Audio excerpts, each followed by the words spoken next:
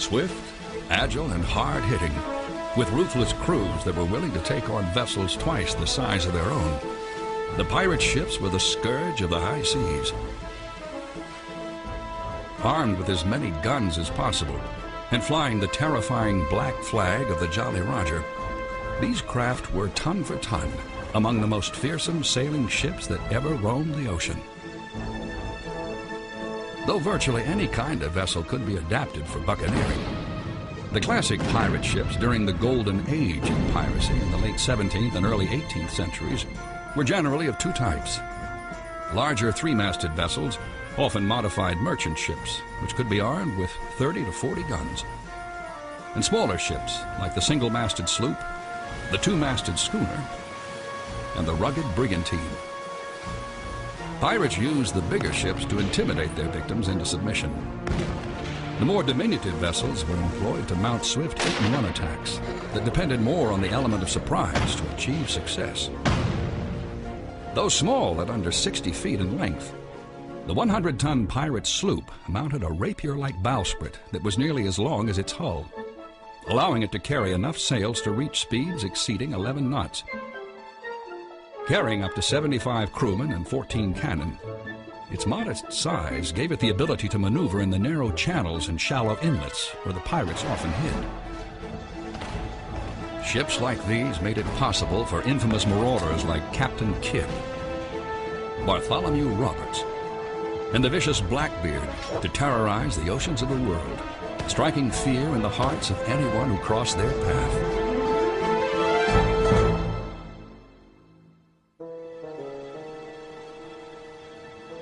For as long as humankind has sailed the seas, there have been pirates to prey on the valuable cargoes carried by honest merchant ships. Men, and sometimes women, who would stop at nothing to enrich themselves through pillage and plunder. During the ancient civilizations of Greece and Rome, vessels carrying goods along trade routes in the Mediterranean were often the victims of raids by oar-powered pirate galleys. The word pirate itself actually derives from the Greek word peiron, which means to attack. Whatever era the pirates lived in, the ships they sailed were crucial to their success. They had to be large and powerful enough to overwhelm any potential prize, or they had to be small and maneuverable enough to strike their victims quickly and without warning. It seems to me that you can characterize piracy on the high seas as two distinctly different but closely related methods. One of them is what I call power. Another, almost entirely opposite method is that of stealth. But in both cases, the objective isn't to blast them out of the water, to blast the prey out of the water, but to intimidate them into submission, to seek surrender, so that the cargo, the valuables, can be plundered and kept. But no matter what their size, pirate ships needed to be rugged and deadly. It needed most of all to be seaworthy, because it's often forgotten that the pirates made huge ocean voyages and they had to withstand storms and that sort of thing. And of course, they always made sure that they were well armed. That was the vital thing for a pirate ship. The discovery of the New World by Columbus in 1492 launched one of the greatest periods of sea activity and piracy that Western history had ever seen. Spanish supply ships and treasure galleons sailing between Spain and the Americas made tempting targets, particularly to the seafarers from poorer European nations like England, who were excluded from legitimate trade with Spain's colonies. Fearful and jealous of Spain's growing wealth and power, Queen Elizabeth I of England instituted a policy of raiding Spanish shipping in the mid-16th century, even though the two nations were not officially at war. To supplement her small navy, Elizabeth employed a practice that was nearly 300 years old, called privateering. Privateers were privately owned vessels that carried written commissions or letters of marque from their government, authorizing them to plunder the ships of a rival nation. Privateers basically operated during a time of war, and they were a way of augmenting a country's navy. What often happened was that privateers operated very successfully and made quite a lot of money. They could sell the ship and its contents and would get most of the value of that. And so there was a very narrow line between pirating and privateering, and the privateers certainly often became pirates. To the country commissioning them, privateers were a lawful extension of their fleet. But to the nation being attacked, the distinction between privateer and pirate was virtually meaningless. With only a scrap of paper separating the two groups, they usually considered these raiders to be pirates. Such was Spain's view of England's legendary privateer, Sir Francis Drake. Francis Drake was a national hero as far as the British were concerned because he was attacking the old enemy of England, which was Spain.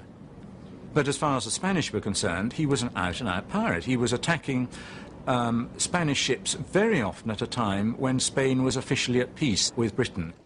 In December 1577, Drake undertook his most ambitious expedition yet, a voyage aimed at attacking the rich Spanish ports and shipping along the western coast of South America. His flagship for the journey was the Golden Hind. Known as a race-built galleon, at 70 feet long and just over 100 tons, the Hind was faster and more agile than the larger Spanish treasure galleon she was designed to attack. Yet she was extremely rugged and seaworthy, giving her all the qualities necessary to be a successful pirate ship. She carried 146 crewmen and was heavily armed with 26 long-range cannon mounted along her sides. Once they reached the Pacific, Drake took advantage of the Golden Hind's features to raid Spanish merchant ships and settlements along the coasts of Chile and Peru. But his greatest exploit was yet to come. On March 1st, 1579, lookouts aboard the Golden Hind sighted a billowing sail on the horizon. As they drew closer, Drake recognized the vessel as the Spanish treasure galleon Señora de la Concepción. Drake had heard tales from his prisoners of the fabulous wealth carried by the Señora. He had also heard of her extremely heavy armament, a fact that had earned the Señora the nickname of Cacafuego, which loosely translated into English means Spitfire. But Drake was undeterred. He immediately employed a classic pirate tactic to capture the Señora: deception. He ordered his men to drag various items like mattresses and heavy pots behind the Golden Hind to slow her down, thus giving his ship the appearance of a lumbering merchant galleon. When the Señora drew near to discover the identity of this strange vessel, Drake suddenly turned the Hind toward the Spaniard and opened fire with a devastating barrage, overwhelming the larger ship before her crew could mount an adequate defense. What in effect you have is the conflict between maneuverability and sea fortresses. The important thing is that he hulled her, and of course it caused a panic on board because she was beginning to take in water, and he was then able to board. The loot Drake and his men found aboard the Señora exceeded their wildest expectations. Jewels, uncut stones, nearly 80 pounds of gold, and an incredible 26 tons of silver. It was one of the greatest hauls of all time, a treasure worth more than Queen Elizabeth's total revenue for an entire year. When the Spanish learned of the Señora's capture, they were more determined than ever to destroy Drake. Spanish ships up and down the coast of South America were on the lookout for him. He realized that he couldn't get back down Cape Horn without being intercepted, so he decided the only thing to do was to set off across the Pacific. Only the second man in history to do it. Magellan had gone before him, but Magellan, of course, had died on the way home. So, in fact, when Drake returned home after circumnavigation, he was the first commander to take his ship all the way around the world, and as a result, he became a national hero. The infuriated Spanish ambassador demanded that the Queen behead the piratical Drake and return his stolen booty. But Elizabeth had been an investor in the voyage and stood to receive a sizable portion of the treasure. Instead of punishing Drake, she ignored Spain's protests and knighted him right on the deck of his ship. To the Spanish, the Golden Hind had become one of the most reviled and successful pirate ships ever to sail the seas. It was a legacy that would inspire future generations of pirates and new generations of pirate ships.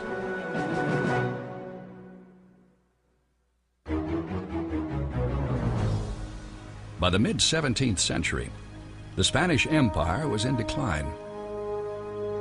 The power balance in Europe had already begun shifting toward England, the Netherlands, and France. These nations set their sights on expansion. The resulting explosion in global maritime trade, along with the natural evolution of shipbuilding methods, spurred shipwrights to develop a new generation of merchant vessels to replace the galleons that had been among the main targets of pirate ships during the 16th century. There was a whole range of ships crossing the Atlantic. Most of them were three-masted because that had been worked out to be the most effective ship for a distance voyage. And a range of small merchant ships, 200 tons or so, much more than we imagine going across the Atlantic regularly in those days. The most impressive of this new family of merchant craft was the East Indiaman. So named because they were originally built by the Dutch to carry cargoes of silks and spices from their possessions in the East Indies. These vessels were both faster and better armed than the earlier galleons, mounting up to 54 cannon. The standard three-masted merchant ships of the day could carry up to 16 heavy guns. And despite their sparse crews, these new craft were far more capable than earlier merchant ships. The pirates adapted by employing an updated variety of pirate ships. Vessels like the sloop, the schooner, and the brigantine, which originally evolved during the early 17th century as merchantmen themselves, possessed all the qualities necessary to make them ideal pirate ships. What all of these vessels have in common is that they're not very large and that they're highly maneuverable. Consequently, I think it's important to note that they can actually be handled by a small number of men. The maneuverability of these ships was enhanced by the fact that they were steered by tillers rather than wheels. This allowed their helmsmen to make faster alterations in course than were possible with the slower operating wheels required to move the bigger rudders found on larger ships. Though relatively small, these craft could still mount enough armament to make them a significant threat to the larger vessels they often attacked. However, they were never intended to stand up against a regular naval warship. Pirate vessels were never as large as British ships of the line and would never seek to engage them in battle. They'd be outgunned, and there's no point. A pirate doesn't want to get shot down. There isn't any point in volunteering to go into battle with some navy. When you see the navy coming, you go the other direction. It was the business of the pirates to be better armed than their prey. The route a pirate crew took to obtain a suitable vessel was often long and tortuous. Their only opportunity, really, to improve the vessels under their command was to capture better ones. Oftentimes, pirates had a succession of vessels that they kept naming with the same name, each successive one being slightly larger with more guns, or in some way or another better suited to their work. Along the way, the pirates would modify their new craft to suit their needs. The important thing was to arm it with more guns, and so the carpenters would cut gun ports in the side of the ship. They would assemble a lot more carriage guns on wheels, and then they would fit on the rails of the ship, the sides of the ship, a number of swivel guns, which were these rather deadly anti-personnel guns. And that was it, really. If you had enough guns on a ship, you converted it from a merchant ship into what was, in effect, a small warship. The pirate crew itself was also vital in terrorizing potential victims. Made up of desperate characters who cared little for the rules and regulations that governed traditional society, pirates were notorious for their ferocity in battle, and pirate captains would continuously seek new recruits from captured vessels in an effort to bolster their ranks. Many of these rogues plundered simply as a means of survival. We tend to think that piracy was a rather jolly life, and lots of drinking and women and song and all that sort of stuff, and tropical beaches. And in fact, all the accounts of piracy give one the impression that piracy was a tough life. Pirates were mostly poor seamen, and they were very often on the verge of starvation. I mean, they had to capture their food. In fact, one of the interesting things is that when a pirate attacked a merchant ship, it didn't simply go for gold. It went for what we would call household goods. They wanted soap, they wanted rigging, they wanted spare sails and anchors, and of course any drink they could find. The fearsome reputation of the pirates and their ships contributed mightily to their success. Many larger and more heavily armed merchant vessels surrendered without firing a shot, their crews preferring to throw themselves on the mercy of the buccaneers rather than risk being massacred. This element of terror was reinforced by the black pirate flag, the dreaded Jolly Roger. Although the exact origin of the name is unknown, many scholars believe that it stems from Old Roger, the nickname sailors at the time used for the devil. The Jolly Roger is interesting. The pirate flags were originally either plain black or plain red, as far as we know, and that goes right back to Elizabethan times. And a red flag was rather sinister. It meant no quarter would be given if you saw the red flag flying.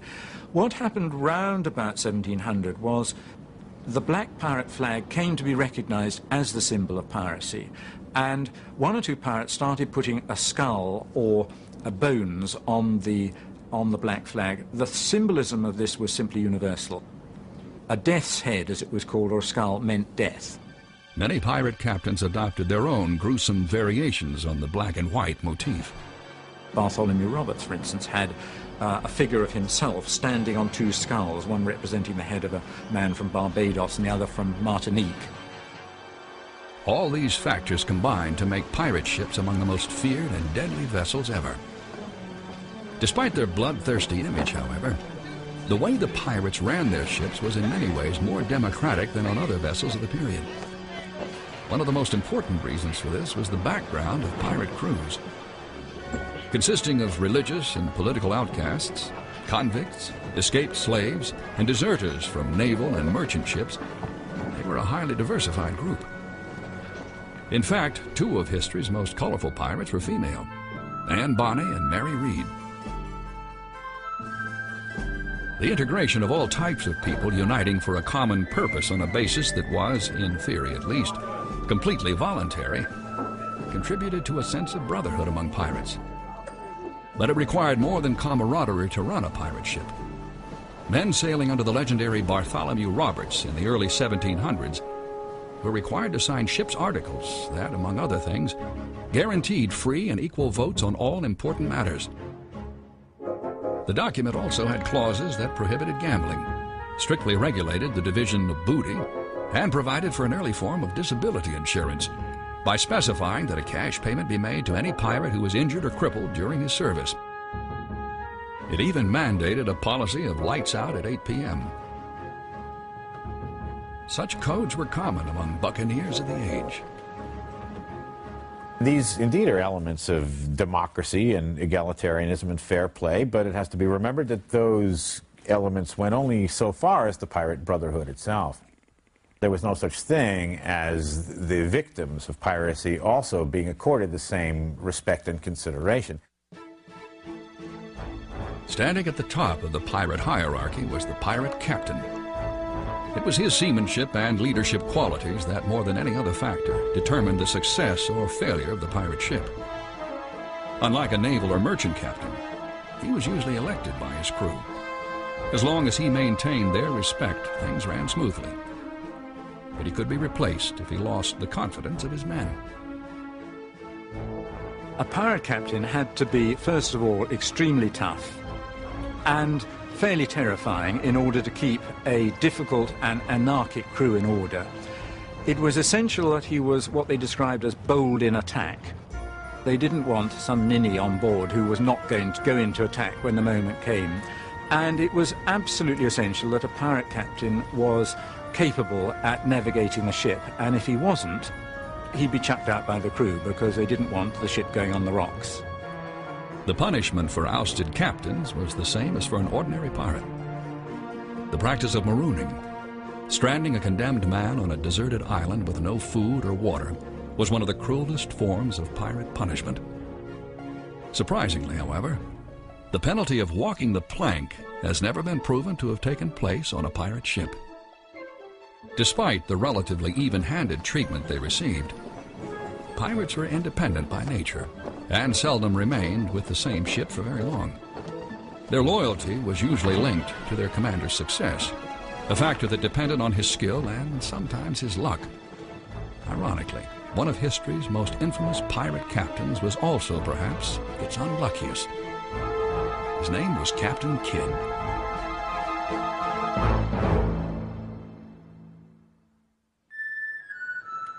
If William Kidd had any good fortune at all, it was that he was able to live nearly 50 years in relative peace and obscurity.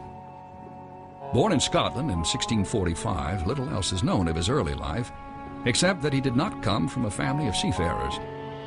But eventually Kidd, like many men at the time, turned to the sea for opportunities that did not exist on land.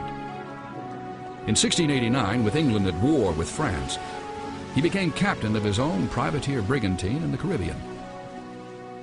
After completing his stint against the French, Kidd settled in the English colony of New York, where he married and became a prosperous and respected merchant captain.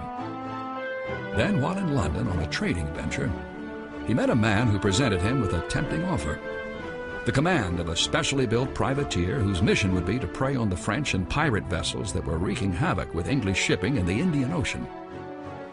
The seemingly continual state of hostilities between England and France during this time had created a surplus of privateers, many of whom had few qualms about becoming out-and-out pirates when they couldn't find lawful prizes.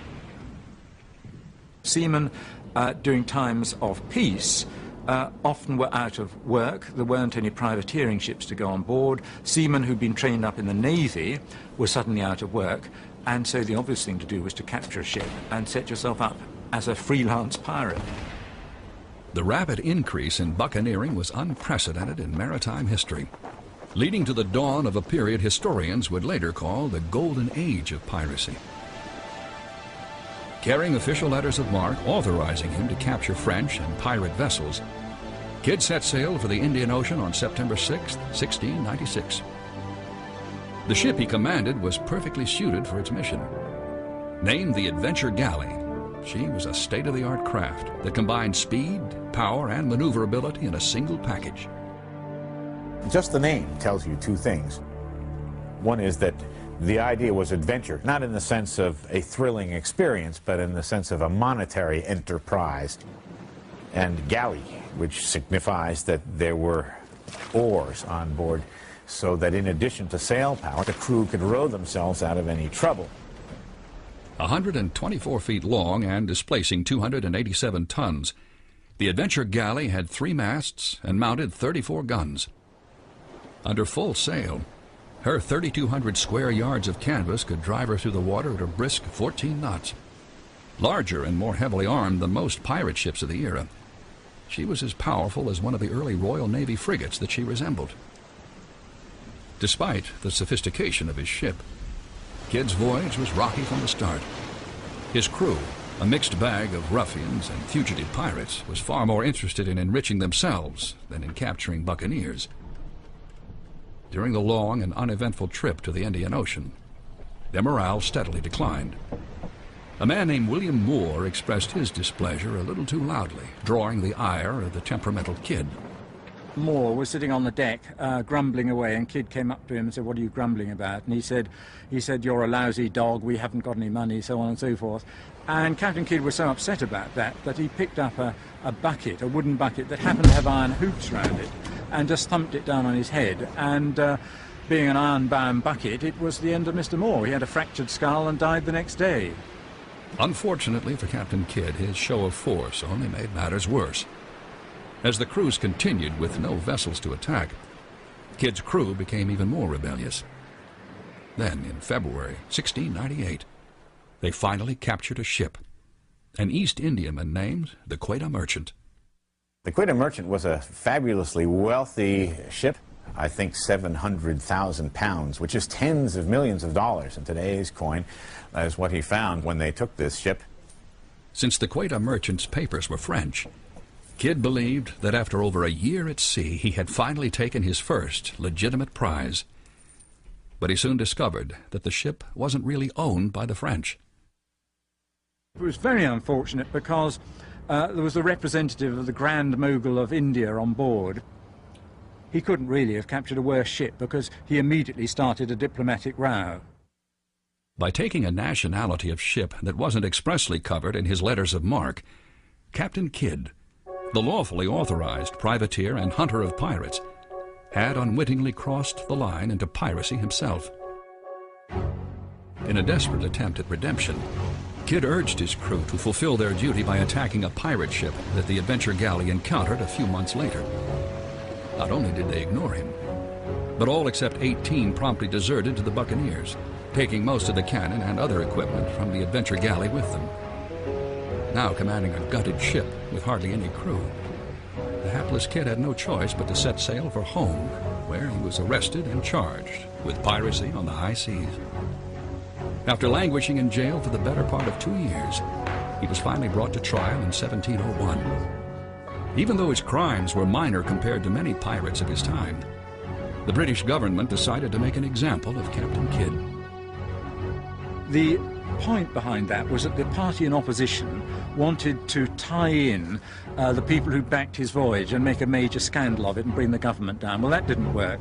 But Kidd was still guilty of murder, and so he was tried formally at the Old Bailey and convicted of piracy and murder, and in due course hanged. On May 23, 1701, Captain William Kidd was led to the shores of the Thames River at Wapping. I'm walking down Wapping Old Stairs, down towards the foreshore there, because it was just a few yards along there, on the waterfront, between the high water mark and the low water mark, that they would set up the gallows, which was a simple shape like that. They would put a ladder up against it, and it was there for 400 years or so that the pirates were hanged at Execution Dock. To the very end, bad luck stayed with Captain Kidd. On the first attempt, the hangman's noose broke and he fell to the ground. The second time it held. Kidd's corpse was later tarred, bound with iron straps, and displayed from a post at the Thames estuary, where it remained for several years as a warning to all pirates. In another time and in another place, Kidd might have been congratulated for adding wealth to the British Empire by taking that 710,000 pounds off of a French ship. But it wasn't politically convenient at the time for the powers that be to see it that way, and Kidd probably should have known better. Piracy did see a steep decline in the months following Captain Kidd's execution. Hounded by increased Royal Navy patrols, many buccaneers decided to abandon their lawless ways, either seeking pardons from royal officials or simply melting back into the indistinguishable mass of merchant seamen. When a full-scale war broke out between England and a Franco-Spanish alliance in late 1701, most of the freebooters that remained sought commissions as privateers with one side or the other, leaving the seas virtually free of pirates for the first time in years. But within a decade, there would be an explosion of oceanic marauding unlike anything ever seen. The height of the pirates' golden age was just beyond the horizon. Rising with it would be a figure whose name has become synonymous with piracy itself.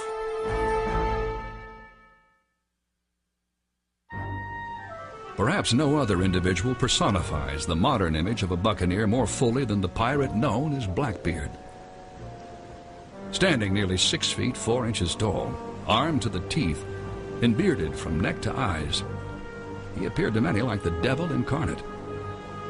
His actions were as satanic as his looks, setting standards of fierceness and brutality that made his name a source of terror in the waters he sailed. Blackbeard, who was probably the most colorful pirate of all, and actually not only wanted to be a pirate, but relished in being a pirate, loved every minute of it, dressed the part, acted the part, talked the part. Anything that Blackbeard did, he'd do as big and as grand as it possibly could be done. Born Edward Teach in Bristol, England around 1675, Blackbeard started his career as a privateer. He developed a taste for plunder while serving in the war that began shortly after Captain Kidd's execution. When the conflict ended in 1713, Teach and his fellow privateers were suddenly thrown out of work.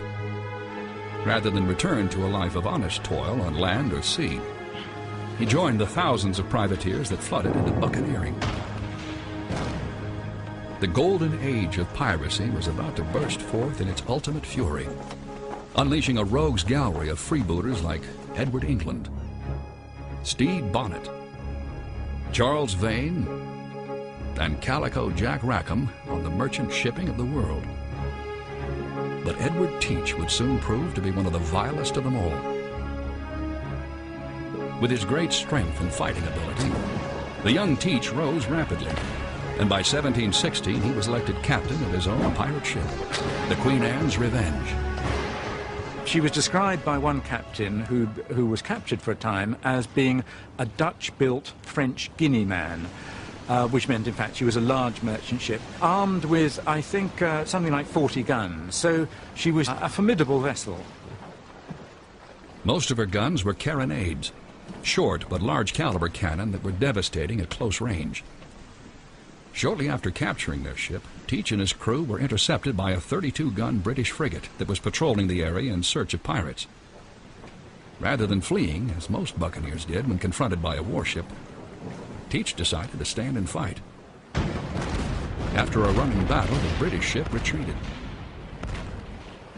Emboldened by his victory, Teach sailed the Queen Anne's Revenge on a bloody rampage throughout the Atlantic, capturing prizes and abusing terrified sailors wherever he went.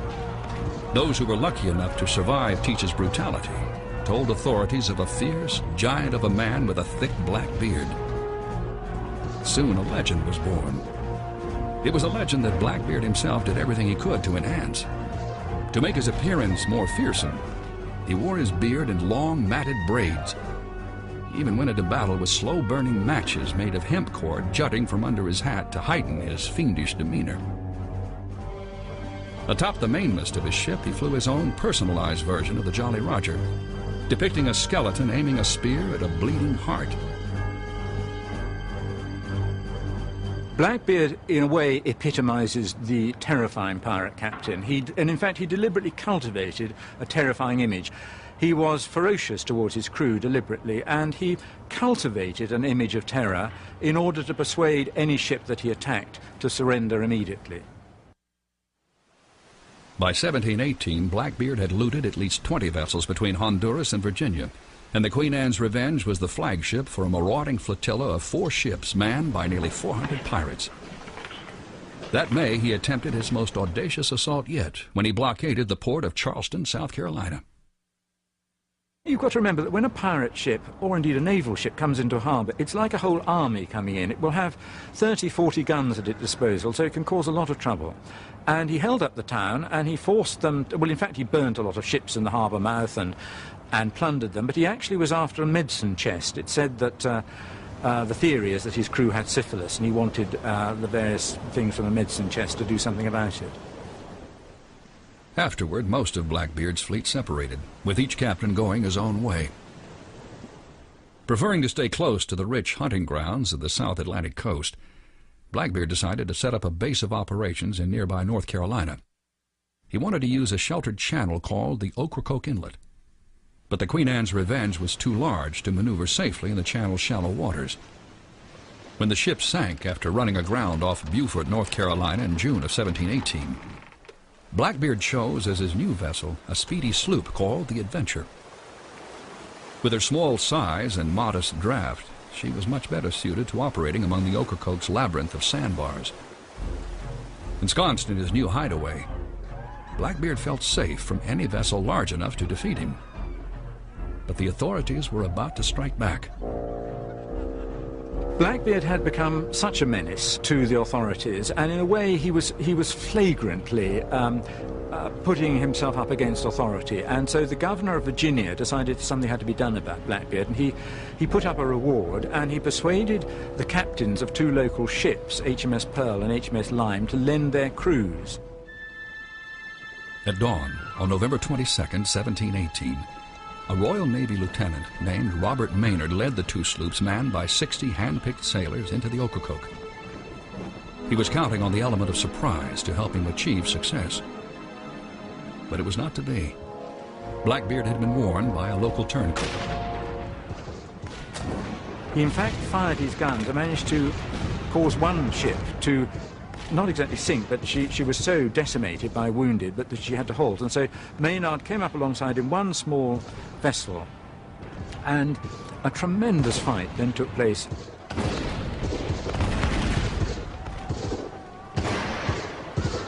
After several minutes of vicious hand-to-hand combat, Blackbeard was finally killed.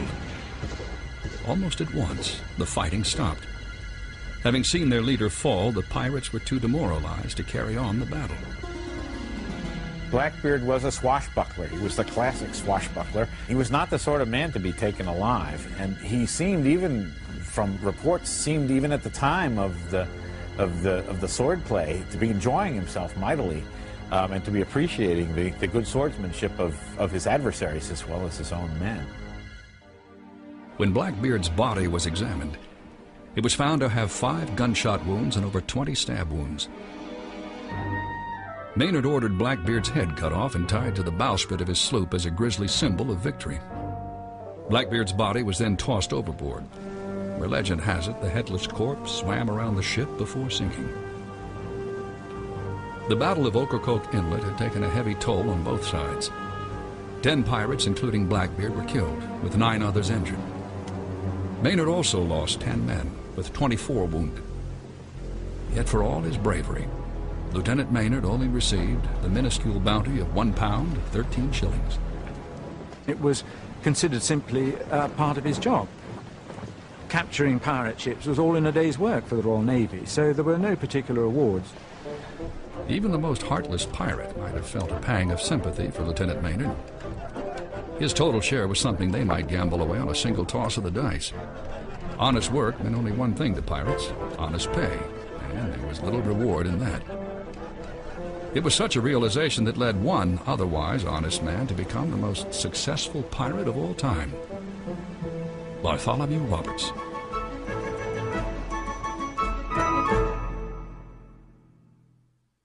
The last great pirate of the Golden Age was one of its most colorful and, without a doubt, its most successful.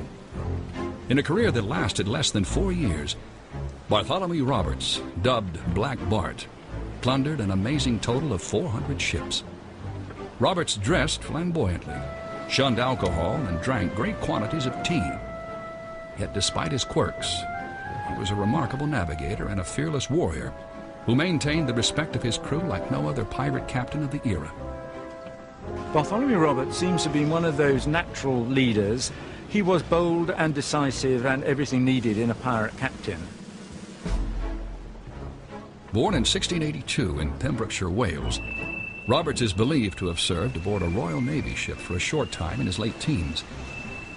But eventually he grew dissatisfied with life as an honest seaman when his vessel was taken while sailing in the Caribbean by a pirate ship under the command of the famous buccaneer Howell Davis in 1719. He quickly joined its ranks. It wasn't long before Roberts' seamanship and courage impressed Davis, as well as the rest of the crew of their ship, the Rover. When Davis was killed 6 weeks later, Roberts was elected the ship's new captain. He immediately embarked on a spree of plundering that is still unequaled.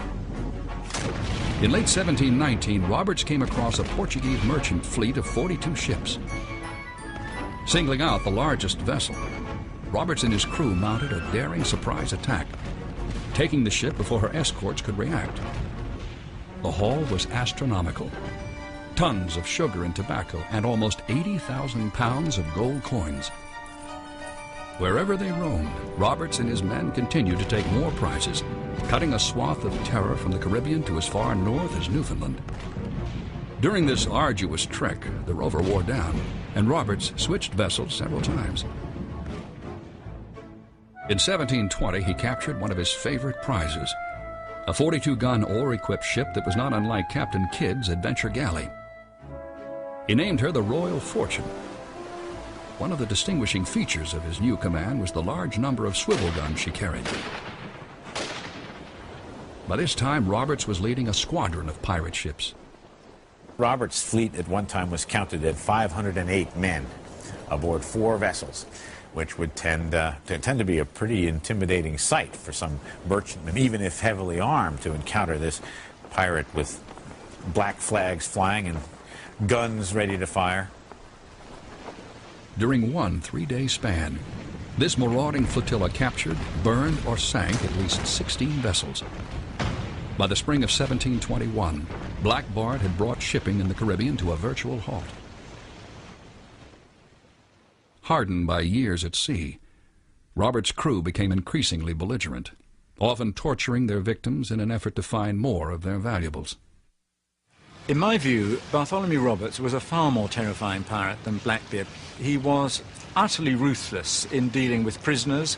He would burn ships if there were people on them. He tortured people deliberately.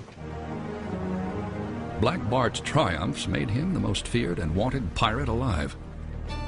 Then in February 1722, the Royal Fortune was riding quietly at anchor while its crew celebrated yet another capture, when they were surprised by a 60-gun British warship.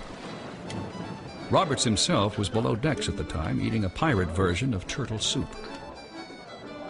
We have this charming detail that he was eating Salmon Gundy when he was rudely interrupted by the Royal Navy. He got caught in that position that a pirate captain ought not to have been caught in. He was engaged, and he had no way out. Knowing that his men were in no form to raise the sails and run, Roberts decided that a head-on fight was his only alternative. An amazing battle took place actually in a tornado. There was rain, there was a gale, and they were firing guns, thunder and lightning coming down. It must have been an extremely dramatic moment. And Bartholomew Roberts was killed by a broadside fired by the naval ship within the first minute or so, and his throat was actually blasted out, and he fell across the guns, and one of his crew found him and burst into tears and chucked his body overboard, because that's what he said he wanted happen to his body if he didn't want to be captured.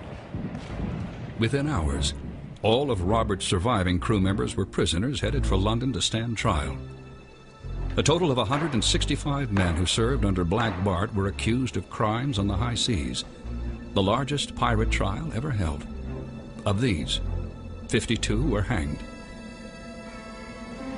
With the death of Bartholomew Roberts, the curtain finally rang down on the golden age of piracy.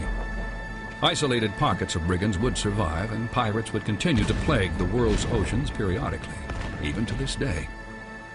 But never again would there be a time of such complete anarchy on the high seas. Reacting to the threat of buccaneers like Blackbeard and Bartholomew Roberts, European navies grew bigger and better organized. With more and improved ships patrolling in larger areas, the scourge of piracy seemed to dissipate like smoke in the wind. Yet for a span of nearly a generation, these bold, cunning, and ruthless mariners had ruled the waves, becoming the central characters in some of the most vivid seafaring tales ever told. Pirates were outlaws. They refused to accept the yoke and the mantle of responsibility with which most of the rest of us are saddled. Sometimes we accord them a grudging respect, sometimes even admiration.